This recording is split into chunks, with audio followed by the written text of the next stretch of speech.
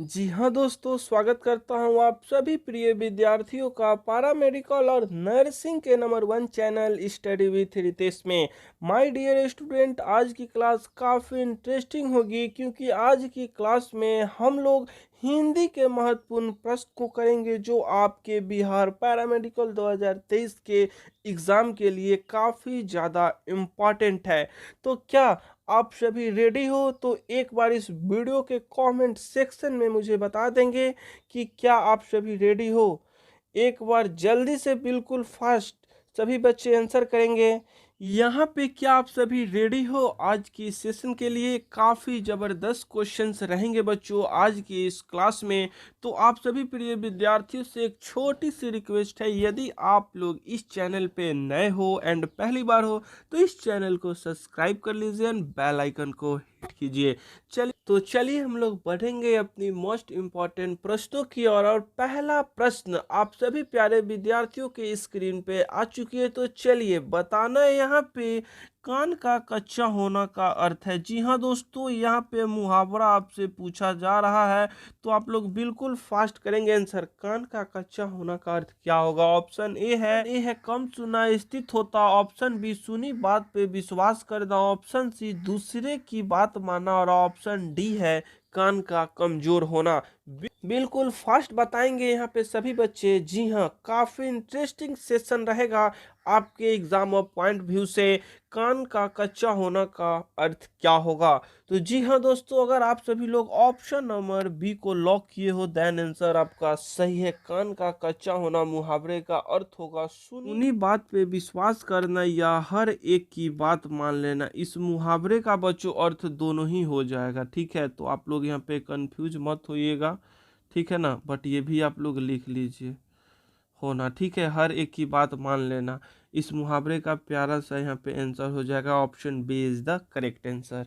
चलिए बढ़ेंगे next question की ओर। और नेक्स्ट प्रश्न भी आप सभी प्यारे विद्यार्थियों के स्क्रीन पे। और आज की इस क्लास में दोस्तों हम लोग most of the question Hindi व्याकरण से लिया गया है। जी हाँ दोस्तों, और ये सभी प्रश्न काफ़ी सेलेक्टेड प्रश्न है, काफ़ी इंपॉर्टेंट है और 3 से 4 बार पीएम या पीएमएम की एग्जाम में पूछा गया प्रश्न है। तो आप लोग इस सभी प्रश्न पे अच्छे से फोकस कीजिएगा दोस्तों। और बतानी आप सभी को दिए हुए शब्दों में भिन्न अर्थ वाला शब्द है। जी हाँ दोस्तों, मीन्स अलग शब्दों वाला अर्थ आपसे पूछा जा रहा है। तो इसका मतलब बच्चों यहाँ पे आपसे पर्यायवाची शब्द पूछी जा रही है। जी हाँ दोस्तों, पर्यायवाची शब्द आपसे पूछी जा रही है। तो अब आप लोग यहाँ पे आंसर करोगे। ऑप्शन ए है आत्मजा। ऑप्शन बी नंदिनी। ऑप्शन सी भार्या। ऑप्शन डी कन्या। भिन्न शब्द वाला अर्थ है, बताएंगे बिल्कुल फास्ट। यहाँ पे काफ़ी मज़ेदार क्वेश्चन बच्चों है ये। और ऐसा ही प्रश्न आपको देखने को मिलेगा आपके बिहार पीएम पीएमएम की एग्ज़ाम में। तो बिल्कुल फास्ट यहाँ पे आप सभी आंसर करोगे। दिए हुए शब्दों में भिन्न अर्थ वाला शब्द कौन सा है? तो आत्मजा हो गया, नंदिनी हो गया और कन्या हो गया। ये दोस्तों पुत्री का परिवाची शब्द है। जी हाँ दोस्तों, किसका? तो पुत्री का परिवाची शब्द है। बट भार्या की अगर हम लोग बात करते हैं तो भार्या ये पत्नी का परिवाची शब्द है। जी हाँ दोस्तों, तो यहाँ पे क्या आपसे पूछा गया था कि दिए हुए शब्दों में भिन्न अर्थ वाला शब्द है। तो यहाँ पे option C is the correct answer बच्चों हो जाएगा, क्योंकि यहाँ पे अलग यहाँ पे मीन्स यानी अर्थ अपना प्रकट कर रहा है। ठीक है दोस्तों, यानी पत्नी का परिवाची भार्या होगा। बट इन तीनों का अर्थ क्या हो रहा है? तो पुत्री हो रहा है, इसलिए option C is the correct answer. अतः भार्या भिन्न अर्थ वाला शब्द है दोस्तों, ठीक है? चलिए इसी के साथ हम लोग नेक्स्ट प्रश्नों की ओर बढ़ेंगे। नेक्स्ट प्रश्न भी आप सभी प्यारे विद्यार्थियों के स्क्रीन पे। और ये भी काफ़ी इंपॉर्टेंट क्वेश्चन दोस्तों। और आज की सेशन में जैसा कि मैं बता दिया, यहाँ पे व्याकरण की सेशन से बच्चों क्वेश्चन लिया गया है। तो आप सभी लोग आंसर करोगे। तरीनी का पर्यायवाची शब्द है। जी हाँ, बताएंगे यहाँ पे तरीनी का पर्यायवाची शब्द क्या होगा। ऑप्शन ए हो गया सुर। ऑप्शन बी नाम। ऑप्शन सी युक्ति। ऑप्शन डी नदी। जी हाँ, बिल्कुल फास्ट आप सभी को आंसर करनी है। तरीनी का परिवाची शब्द क्या होगा? तो वेल डन दोस्तों, option A is the correct answer. तरीनी का परिवाची शब्द सूर्य हो जाएगी। अगर युक्ति की हम लोग बात करते हैं तो युक्ति का परिवाची शब्द क्या होगा? अविवाहित। आप लोग लिख लीजिएगा, काफी इंपॉर्टेंट ये सभी प्रश्न है बच्चों। परिवाची शब्द मीन्स आपसे समानार्थी शब्द पूछा जा रहा है, तो युक्ति का क्या हो जाएगा? यहाँ पे परिवाची शब्द अविवाहित हो जाएगा, युक्ति हो जाएगा और किशोरी हो जाएगा। जी हाँ, उसके बाद यहाँ पे नदी की अगर बात करते हैं तो नदी की परिभाषित शब्द दोस्तों सरिता या तरंगिनी। जी हाँ, ये सभी इंपॉर्टेंट प्रश्न है दोस्तों, और ये प्रीवियस ईयर से लिया गया प्रश्न है, तो इम्पॉर्टेंट रहेगा आपके लिए, ठीक है। और एक हो जाएगा तटनी। ये सभी यहाँ पे नदी का परिभाषित शब्द है, और भी कई इसके होते हैं, ठीक है। बट यहाँ पे 3 से 4 बच्चों आप लोग देख लीजिए कि क्या होगा इसका परिवाची शब्द। और यहाँ पे एक और बात आप लोग ध्यान में रखेंगे दोस्तों, परिवाची शब्द के बदले में अगर आपसे दे दिया जाएगा समानार्थी शब्द, तो आप लोग कंफ्यूज ना होइएगा दोस्तों, ठीक है।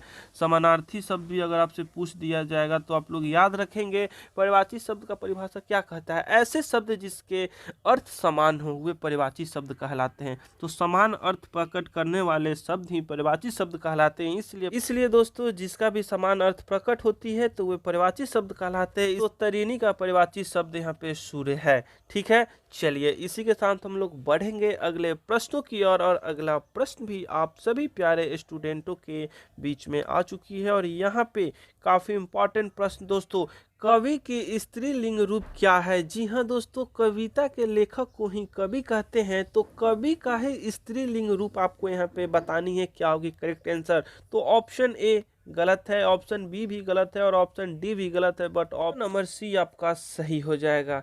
चलिए नेक्स्ट क्वेश्चन की ओर हम लोग बढ़ेंगे, और नेक्स्ट प्रश्न भी आप सभी के स्क्रीन पे आ चुकी है, और इसमें आपसे पूछी जा रही है शुद्ध वर्तनी का चयन कीजिए। जी हाँ दोस्तों, यहाँ पे शुद्ध वर्तनी, आपको शुद्ध रूप यहाँ पे पहचानना है, उसका चयन करना है। अस्पृश्यता कैसे लिखी जाती है इसका चयन करनी है, आपको शुद्ध रूप पहचानिए। तो जल्दी से आप सभी कमेंट करेंगे कि कौन से ऑप्शन सही होंगे। जी हाँ, बिल्कुल फास्ट आप लोग कमेंट करोगे बच्चों। तो ऑप्शन ए आपका गलत है, ऑप्शन बी भी गलत है, और ऑप्शन डी भी गलत है। लेकिन अगर आप लोग ऑप्शन नंबर सी को लॉक किए थे तो वेल डन दोस्तों, ऑप्शन सी आपका सही हो जाएगा। यानी शुद्ध रूप यहाँ पे क्या हो जाएगा? तो अस्पृश्यता बच्चों ऐसे लिखी जाती है, यह हमारी शुद्ध रूप है, ठीक है। तो आप लोग याद रखेंगे कि अस्पृश्यता ऐसे लिखी जाती है। चलिए, इसी के साथ हम लोग बढ़ेंगे अगले प्रश्नों की ओर, और अगला प्रश्न भी आप सभी प्यारे विद्यार्थियों के स्क्रीन पे, और इसमें आपसे पूछी जा रही है कालिंदी का परिवाची शब्द क्या है? जी हाँ, ये दोस्तों 4 बार ये प्रश्न आपके पूछ दिया गया है, ठीक है। ये क्वेश्चन आपको 4 बार पूछ दिया गया, काफ़ी VVI ये प्रश्न है, तो आप लोग इस पे नोट कर लीजिएगा बच्चों, और स्टार मार्क लगा दीजिए, और इसका आंसर बिल्कुल फास्ट करेंगे आप लोग। कालिंदी का परिवाची शब्द सरस्वती, लक्ष्मी, गंगा, यमुना। जी हाँ, काफ़ी इंपॉर्टेंट प्रश्न है दोस्तों, और समान अर्थ प्रकट करने वाला शब्द ही परिवाची शब्द कहलाता है। तो इसी के साथ आप लोग यहाँ पे आंसर करेंगे कि इसकी करेक्ट आंसर क्या होगी। समानार्थी शब्द बताएंगे बिल्कुल फास्ट। तो वेल डन दोस्तों, अगर आप सभी लोग ऑप्शन नंबर डी को लॉक किए, देन आंसर आपका सही है। Option D is the right answer. अगर बात की जाए दोस्तों सरस्वती की यहाँ पे क्या होगी परिवाची शब्द, तो आप लोग लिख लीजिए गिरा, शारदा, वीणा पानी। जी हाँ दोस्तों, ये सभी यहाँ पे सरस्वती की परिवाची शब्द है, ठीक है। उसके बाद लक्ष्मी की अगर बात की जाए तो लक्ष्मी का परिवाची शब्द क्या हो जाएगा? कमला, महालक्ष्मी। जी हाँ दोस्तों, आप लोग लिखते हुए चलिएगा बिल्कुल फास्ट। यहाँ पे रमा, उसके बाद श्री। जी हाँ, गंगा की अगर बात की जाए, गंगा की परिभाषित शब्द क्या होती है? तो गंगा की परिभाषित शब्द होती है बच्चों भागीरथी, सुरसरिता। जी हाँ, देव नदी इत्यादि जैसे शब्द यहाँ पे गंगा के परिभाषित शब्द होते हैं दोस्तों, ठीक है। तो समान अर्थ यहाँ पे प्रकट कर रहा है, तो यही हमारा क्या हो जाएगा? तो परिभाषित शब्द हो जाएगा, मीन समानार्थी शब्द हो जाएगा। तो आप लोग एक्स्ट्रा पॉइंट को भी जरूर लिख लीजिएगा, और इस पे स्टार मार्क दोस्तों लगा दीजिए, काफ़ी इंपॉर्टेंट ये प्रश्न है। चलिए, इसी के साथ हम लोग बढ़ेंगे अगले प्रस्तुत किया। और अगला प्रश्न भी आप सभी प्यारे विद्यार्थियों के स्क्रीन पे, और बिल्कुल फास्ट यहाँ पे करेंगे आप सभी आंसर। काफ़ी इंपॉर्टेंट सवाल, उन्मूलन का विलोम शब्द क्या है? जी हाँ दोस्तों, विलोम शब्द के बदले विपरीत शब्द मीन्स विपरीतार्थक शब्द यहाँ पे आप लोग लिख लीजिएगा। ये सभी इंपॉर्टेंट रहेंगे दोस्तों, क्योंकि यहाँ पे कंफ्यूजन क्रिएट ना हो इसलिए मैं आप सभी को बता रहा हूँ। विलोम शब्द के बदले विपरीतार्थक शब्द या उल्टा शब्द अगर आपसे पूछ दिया जाएगा तो इन तीनों का अर्थ बच्चों एक ही होता है। ठीक है, विलोम ही आपसे पूछा जा रहा है, यानी उसका विपरीत शब्द ही पूछा जा रहा है। तो आप लोग इस चीज़ को यहाँ पे लिख लीजिएगा, क्योंकि आज की सेशन में बच्चों हम लोग यहाँ पे व्याकरण से ही क्वेश्चंस को लिए हैं। मीन्स उसमें आपको विलोम शब्द, पर्यायवाची शब्द, मुहावरे जैसे प्रश्न देखने को मिल रही है। तो इसलिए दोस्तों आज की इस वीडियो में इन सभी टॉपिकों के बारे में हम लोग जान लेंगे। ठीक है, क्योंकि ये जो भी क्वेश्चंस भी आपको करवाई जा रही है MCQ, ये बच्चों काफ़ी इंपॉर्टेंट है। ठीक है, जैसा कि मैं बता रही हूँ काफ़ी सेलेक्टेड प्रश्न है बच्चों, और जो भी ये क्वेश्चन है विलोम शब्द, पर्यायवाची शब्द, यहाँ पे संधि समास से भी क्वेश्चन सभी आपको देखने को मिलेगी बच्चों। एक शब्द का अनेक शब्द भी देखने को मिलेगा। तो यहाँ पे इन टॉपिकों के बारे में आपका कंप्लीटली मैं बता दूंगा। ठीक है, तो इसलिए दोस्तों आप लोग यहाँ पे क्लास को मिस ना करेंगे, और जो भी क्वेश्चन करवाई जा रही है उस पर एकदम फोकस कीजिए और आंसर करेंगे। यहाँ पे उन्मूलन का विलोम शब्द क्या होगा? जी हाँ दोस्तों, यहाँ पे विलोम शब्द पूछा गया तो आप लोग बता दो वे शब्द जो अपने सामने वाले शब्दों के सर्वदा विपरीत अर्थ प्रकट करते हो उसे विलोम शब्द कहा जाता है। जैसे आदि का अंत, आहार का निराहार और रात का दिन इत्यादि जैसे शब्द विलोम शब्द कहलाते हैं। तो उसी तरह बच्चों यहाँ पे उन्मूलन का उल्टा शब्द आपको पहचाननी है, विपरीत शब्द आपको पहचानना है। तो अगर माय डियर स्टूडेंट आप सभी प्यारे विद्यार्थियों की आंसर आ रही है ऑप्शन नंबर, जी हाँ option number C, it is correct answer. उन्मूलन का विलोम शब्द क्या होगा? तो रोपण होगा। ठीक है दोस्तों, आप लोग यहाँ पे एक और चीज लिख लेना, उन्मूलन का अर्थ अगर आपसे पूछ दिया जाए दोस्तों तो क्या होगा? उन्मूलन का अर्थ बच्चों आप लोग लिख लेना, जड़ से उखाड़ना। जी हाँ दोस्तों, जैसा कि आप लोग देखते हो पेड़ को आप लोग जड़ से उखाड़े हो कभी, तो मे भी आप लोगों ने उखाड़ा होगा, तो उसी को बच्चों यहाँ पे हिंदी में उन्मूलन कहा जाता है, यानी जड़ से उखाड़ना यहाँ पे हो जाएगा इसका अर्थ। ठीक है, या जड़ समेत नष्ट करना भी यहाँ पे आप लोग बोल सकते हो। ठीक है, उत्थान की अगर बात की जाए दोस्तों, बताएंगे आप लोग बिल्कुल फास्ट यहाँ पे उत्थान का विलोम शब्द आप लोग बताएंगे। जी हाँ दोस्तों, उत्थान इसका अर्थ बच्चों होता है उठना, उठाना।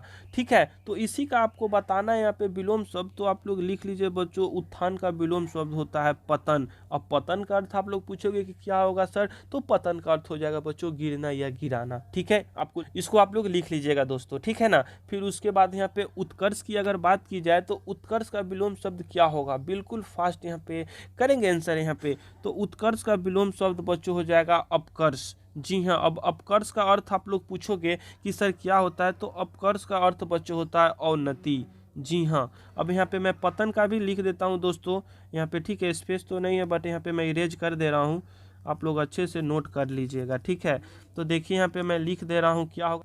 तो अगर दोस्तों यहाँ पे पतन का अर्थ आपसे पूछ दिया जाए क्या होगा, तो पतन का अर्थ बच्चों हो जाएगा आपका गिरना या गिराना। जी हाँ, गिरना या गिराना। उसके बाद उत्थान का आप लोग लिख लीजिए, उत्थान का मैंने क्या आप लोगों को बताया, उठना या उठाना।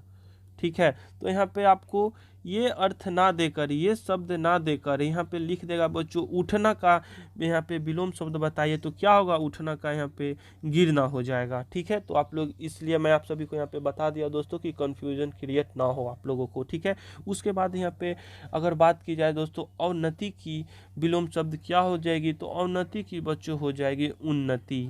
जी हाँ, अवनति का अर्थ बच्चों क्या होता है, तो आप लोग लिख लीजिए, अवनति का अर्थ बच्चों होता है घटना। ठीक है, और उन्नति का अर्थ बच्चों होता है बढ़ना। ठीक है, तो विलोम शब्द में बच्चों यहाँ पे दे देगा घटना का विलोम शब्द क्या होगा, तो बढ़ना होगा। ठीक है, इसलिए बच्चों अर्थ को भी जानना है आपके लिए बहुत ज़्यादा यहाँ पे इम्पॉर्टेंट है, इसलिए मैं अर्थ को भी यहाँ पे लिख दिया हूँ। आप लोग ये पॉइंट देकर बच्चों लिख लेना। ठीक है, कि अवनति का अर्थ क्या होता है, फिर उन्नति का अर्थ क्या होता है, ठीक है ना। चलिए इसी के साथ हम लोग बढ़ेंगे अगले प्रश्नों की ओर। और अगला प्रश्न भी आप सभी प्यारे विद्यार्थियों के स्क्रीन पे, और यहाँ पे पूछा जा रहा है पवन का संधि विच्छेद है। जी हाँ दोस्तों, बिल्कुल फास्ट करेंगे आप लोग आंसर, पवन का संधि विच्छेद क्या होगा। तो वेल डन दोस्तों, अगर आप सभी लोग ऑप्शन नंबर सी को लॉक किए हो देन आंसर आपका सही है, पवन का संधि विच्छेद यहाँ पे हो जाएगा बच्चों पौ जोर अन।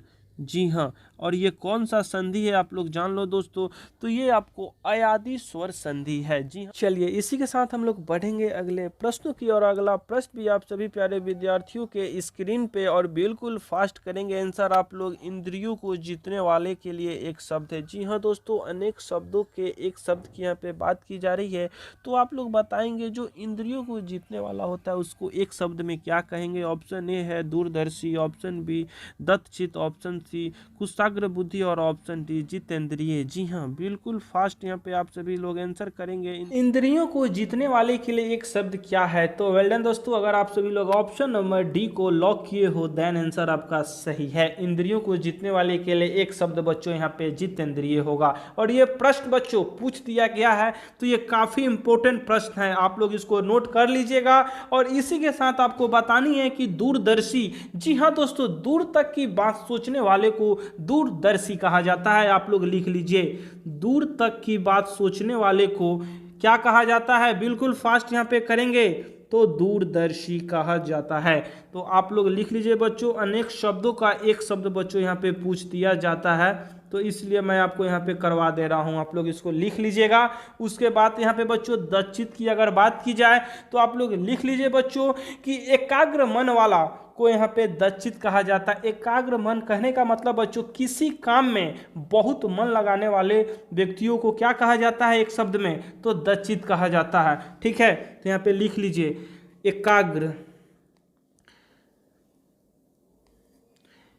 एकाग्र मन वाला। ठीक है, या दोस्तों आप लोग यहाँ पे ये भी लिख सकते हो कार्य में रमा हुआ। ठीक है, या कार्य में रमा हुआ, इन सभी को क्या कहोगे दोस्तों, तो दत्तचित। ठीक है, इसके बाद कुशाग्र बुद्धि की अगर बात की जाए तो ये बच्चों जिसकी बुद्धि बहुत तेज हो उसको एक शब्द में क्या कहा जाता है, तो कुशाग्र बुद्धि। जी हाँ, तो लिख लीजिए यहाँ पे जिसकी बुद्धि बहुत तेज हो। ठीक है दोस्तों, ये सभी बहुत ही ज़्यादा इंपॉर्टेंट प्रश्न है बच्चों। अनेक शब्द का एक शब्द बच्चों पूछ दिया जाता है, इसलिए दोस्तों आप लोग इसको नोट डाउन जरूर कर लीजिएगा। काफ़ी इंपॉर्टेंट प्रश्न यहाँ पे है। और इसी के साथ मैं बढ़ूंगा अगले प्रश्नों की ओर।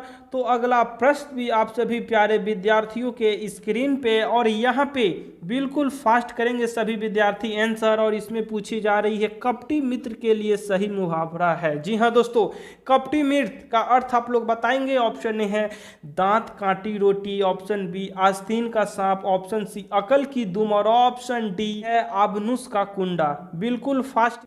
तो वेल डन दोस्तों, अगर आप सभी लोग ऑप्शन नंबर बी को लॉक किए हो देन आंसर आपका सही है। कपटी मित्र का अर्थ बच्चों हो जाएगा आस्तीन का सांप। ठीक है, चलिए इसके बाद अगर यहाँ पे आपसे पूछ दिया जाएगा कि दांत काटी रोटी होना मुहावरे का अर्थ क्या होगा। बिल्कुल फास्ट आप सभी प्यारे विद्यार्थी करेंगे आंसर यहाँ पे। दांत काटी रोटी मुहावरे का अर्थ क्या होगा, तो आप लोग लिख लीजिए दोस्तों गहरी मित्रता होना। जी हाँ, गहरी मित्रता होना। अगर आपसे बोल दिया जाएगा कि इसको वाक्यों में इसको चेंज कीजिए, तो बच्चों वाक्य में चेंज इसको कैसे करोगे आप लोग, तो आप लोग लिख लो बच्चों राम और सुग्रीव। जी हाँ, राम और सुग्रीव में दांत काटी रोटी थी। जी हाँ दोस्तों, तो आप लोग समझ सकते हो, यानी दांत काटी रोटी का मतलब यहाँ पे गहरी मित्रता थी, यानी राम और सुग्रीव में गहरी मित्रता थी। जी हाँ, तो यहाँ पे ऐसे वाक्य भी आप लोग यहाँ पे बना सकते हो। तो कोई डाउट, नो डाउट दोस्तों। ठीक है, चलिए यहाँ पे अगर बात की जाएगी बच्चों अकल की दुम मुहावरे का अर्थ आपसे पूछ दिया जाएगा, तो आप लोग क्या बताओगे बच्चों, तो आप लोग लिख लीजिए अपने को बड़ा होशियार समझने वाला। जी हाँ, ये सभी काफ़ी इम्पॉर्टेंट प्रश्न है दोस्तों, तो आप लोग इसको ज़रूर नोट डाउन कीजिएगा। आपके बिहार पैरामेडिकल में ऐसा ही बच्चों हिंदी का पैटर्न रहता है और इसी टाइप का क्वेश्चन आपको देखने को मिलेगा। ठीक है, आप लोग प्रीवियस ईयर उठा के देख लो बच्चों, ये सभी प्रश्न आपको देखने को मिल जाएंगे और ये सभी सेलेक्टेड प्रश्न हैं बच्चों, मैं बार बार आप सभी को बता रहा हूँ, तो ये इंपॉर्टेंट भी है आपकी एग्जाम ऑफ पॉइंट भी से। और इसी के साथ आप लोग बताएंगे आबनुस का कुंडा मुहावरे का अर्थ क्या होगा, बिल्कुल फास्ट यहाँ पे करेंगे। जी हाँ, तो आप लोग लिख लीजिए बच्चों, अगर आपसे पूछ दिया जाएगा कि आबनुस का कुंडा मुहावरे का अर्थ क्या होगा, तो आप लोग लिख लीजिए अत्यधिक। जी हाँ दोस्तों, अत्यधिक काला व्यक्ति, इसका मुहावरे का अर्थ होगा अत्यधिक काला व्यक्ति। ठीक है, तो ये सभी प्रश्न दोस्तों आप लोग जरूर लिख लीजिएगा। ठीक है, चलिए इसी के साथ हम लोग बढ़ेंगे अगले प्रश्नों की ओर। और अगला प्रश्न भी आप सभी प्यारे विद्यार्थियों के स्क्रीन पे निम्न में से कौन एक काल का भी अर्थ देता है। जी हाँ दोस्तों, ऐसा क्वेश्चन आप लोग देखो तो समझ जाओ कि यहाँ पे आपसे क्या पूछ रहा है, तो पर्यायवाची शब्द आपसे पूछी जा रही है। तो आंख बंद करके दोस्तों आप लोग यहाँ पे पर्यायवाची यहाँ पे समझोगे कि काल का पर्यायवाची क्या होगा। तो ऑप्शन ए है कर्ज, option B Yamraj, option C Karna और ऑप्शन डी अम्बुज। जी हाँ दोस्तों, बिल्कुल फास्ट यहाँ पे आप सभी के द्वारा आंसर आनी चाहिए, क्योंकि काफ़ी इंपॉर्टेंट ये प्रश्न है दोस्तों, और ये 2 बार पूछ दिया गया है प्रश्न आपके एग्जाम में। तो आप लोग बताएंगे कि अगर आप लोगों को एग्जाम क्रैक करनी है तो इसका आंसर जल्दी से करेंगे वीडियो के कॉमेंट सेक्शन में, क्या होगी इसकी राइट आंसर। तो यदि दोस्तों आप सभी प्यारे विद्यार्थी ऑप्शन नंबर बी को लॉक किए हो, देन आंसर आपका सही है। इसका उत्तर यमराज होगा। क्यों? क्योंकि काल का अर्थ समय है और समय भगवान यम मृत्यु के देवता है। ठीक है, तो इसलिए दोस्तों यहाँ पे काल का सही अर्थ क्या हो जाएगा, तो यमराज हो जाएगा। और इसी के साथ अगर आपसे पूछ दिया जाएगा कि कर्ज, जी हाँ दोस्तों, कर्ज का अर्थ क्या होगा, तो आप लोग जान लो बच्चों, इसका अर्थ होता है ऋण या उधार। ठीक है, फिर अम्बुज का अगर बात करते हैं तो अम्बुज का बच्चों हो जाएगा, क्या हो जाएगा, तो कमल और ब्रह्मा।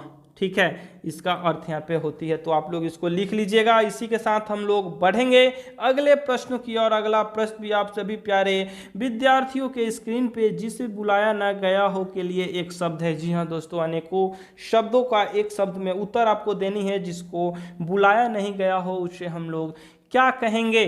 तो ऑप्शन ए है अनाहुत, ऑप्शन बी अतिथि, ऑप्शन सी अनियमित, ऑप्शन डी अनिर्णित। जी हाँ दोस्तों, बिल्कुल फास्ट यहाँ पे आप सभी प्यारे विद्यार्थियों के द्वारा आंसर आनी चाहिए। तो वेल डन दोस्तों, अगर आप सभी लोग, जी हाँ, अगर आप सभी लोग ऑप्शन नंबर ए को लॉक किए हो, देन आंसर आपका सही है। जिसे बुलाया ना गया हो के लिए एक शब्द है बच्चों अनाहुत, जिसका अर्थ होता है बिना बुलाया हुआ। जी हाँ, ठीक है, तो आप लोग इसको यहाँ पे नोट कर लीजिएगा, काफ़ी इंपॉर्टेंट ये प्रश्न है। और इसी के साथ हम लोग बढ़ेंगे अगले प्रश्नों की ओर। और अगला प्रश्न भी आपके स्क्रीन पे उत्तम का विलोम है। उत्तम का विलोम आप लोग बताएंगे बच्चों। उत्तम का अर्थ बच्चों आप लोग जान लो, इसका अर्थ होता है बच्चों सबसे अच्छा। में भी आप लोग जानते होंगे उत्तम का अर्थ क्या होता है, तो सबसे अच्छा। तो इसका विलोम आप लोग बताओगे तो वेल डन दोस्तों। अगर आप सभी लोग ऑप्शन नंबर ए को लॉक किए हो, देन आंसर आपका सही है, उत्तम का अधम हो जाएगा। क्योंकि अधम का अर्थ बच्चों क्या होता है, अधम का अर्थ होता है बच्चों नीच। जी हाँ, तो आप लोग यहाँ पे अर्थ को भी लिख लीजिएगा, काफ़ी इंपॉर्टेंट रहेगा। और इसी के साथ मीठा का आप लोग बता दीजिए फटाफट यहाँ पे कमेंट सेक्शन में, काफ़ी फास्ट आंसर करेंगे आप सभी प्यारे विद्यार्थी। तो मीठा का कड़वा हो जाएगा।